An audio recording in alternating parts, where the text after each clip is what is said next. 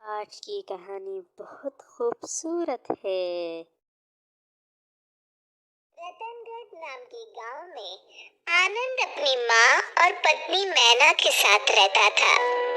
मैना देखने में बहुत खूबसूरत और व्यवहार कुशल थी, लेकिन वो अपने साथ कुछ खास दहेज लेकर नहीं लाई थी, इसलिए आनंद की माँ उसे पसंद नहीं करती थी। आनंद बेटा, मैं सोच रही हूँ तुम्हारा दूसरा लगन करा दूं। वो क्यों माँ? मैना सुंदर तो है, साथ ही सुलझी हुई लड़की है, तो उसकी बुद्धि का मुझे अचार डालना है क्या? दो चार बर्तनों को छोड़ दो तो मायके से एक ठेला भी नहीं लाई। माँ, हमें किस चीज की कमी है? भगवान की दया से सब कुछ तो है। अरे समाज में रुतबा भी तो होना चाहिए ना। भगवती के बेटे की दुल्हन छोटा हाथी भरकर बर्तन भांडे लाखों के जेवर लाई है, और बहू देखने सुनने में भी ठीक ठाक है। होगी माँ, मैं तो दूसरी बहू ही लाऊंगी। माँ, अब राजे महाराजे वाले जमाने गए। तूने सुना मोहन की दुल्हन कितना दहेज लेकर आई है? जी माँ जी। तुझे शर्म नहीं आई सुनकर? शर्म कैसी माँ जी, जितनी मेरे घर वालों की हैसियत थी उन्होंने भी दिया है। अरे इससे ज्यादा तो भीख मंगे अपनी बेटी को देते हैं। ये सुनकर मैना कूट कूट के रोने लगती है। ये रोना धोना अपने मायके में जाके करियो, मैं तो अपने आनंद का दूसरा लगन कराऊंगी।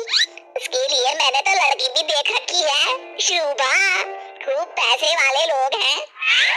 बाजी, ऐसा न कहिए, आप जो कहेंगे वो करूंगी मैं।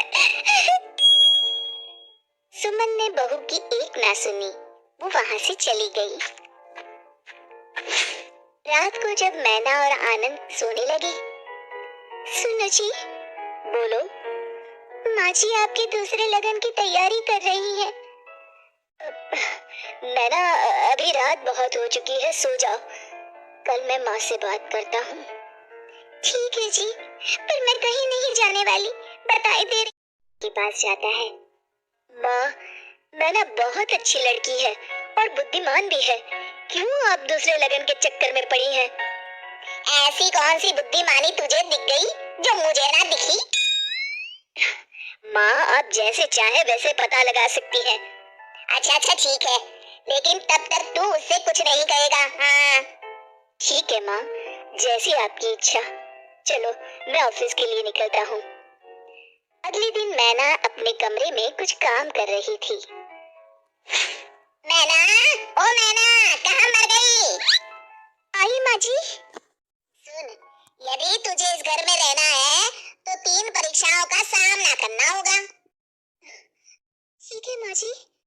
तो कल सुबह जब मैं सोकर उठूं तो बगीचे वाला कुआं सिंहगढ़ के मोतियों से भर देना। जी माँ जी। आप कल तक कुआं होंगी? सास बहू की बुद्धि देखकर अवाक रह गई। फिर उसने पास में रखी टंकी की तरफ इशारा करके कहा, ये डलिया पकड़, कल इसी से पानी खींचकर इस टंकी को भर देना। जी माँ जी। मन ही मन मैना सोचती है, मैं सोने से पहले डलिया को रस्सी बांधकर कुएं में डाल देती हूँ। सुबह तक बांस की डलिया फूलकर पानी को अपने अंदर रोकने लायक हो जाएगी। अब मैना अपने कमरे में सोने चली जाती है। सुबह जब सास सो उठी तो बहू ने कहा, लीजिए माँ जी, जैसा आपने कहा था मैंने टंकी भर दी है। सासू माँ भरी टंकी और डलिया में भरा पानी देखकर सब समझ गई। पहले तो उनके मुख पर मुस्कुराहट आ ही गई थी, पर फिर गुस्से में बोली, हो तो होशियार, कल के लिए तैयार रहना। मैना रानी को पूरा विश्वास था कि वो जरूर सफल होगी। दूसरे दिन सुबह आनंद काम के लिए निकला। मैना, घर में चावल का एक दाना नहीं है, तुम बाजार जाकर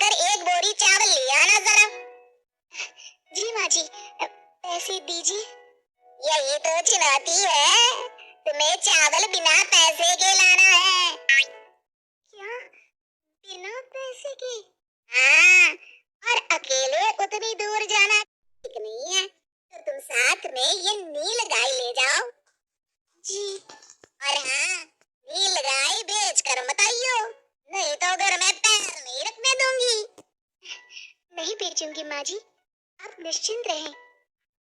दोपहर को मैना ने सास को आवाज दी।